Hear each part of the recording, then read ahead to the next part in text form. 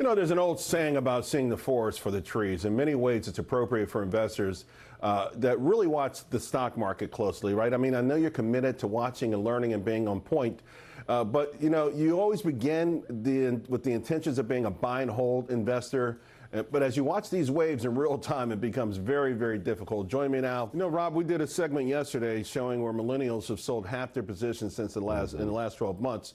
And, you know, I mean, listen, I know a lot of them are saying, hey, I feel pretty good about it. I feel pretty smart about it. But, you know, Sylvia made some amazing points, and you always work with younger investors. What do you say to them to get them to stay the course? Yeah, no, that's exactly it. Sylvia did make some really good points. And, you know, I would add to that, you know, if she said if you would have stayed the course over the last decade, you would have outperformed most traders out there.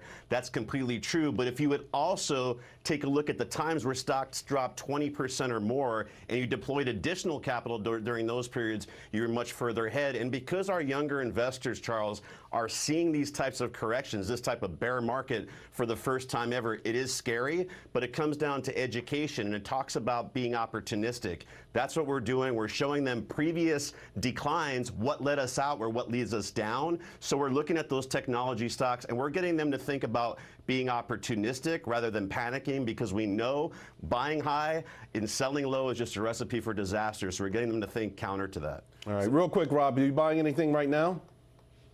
You know what, I think right now credit makes a lot of sense. Blackstone Secured Lending right now is a BDC. Also, Bain has a similar BDC out there. Both of those are about 10%.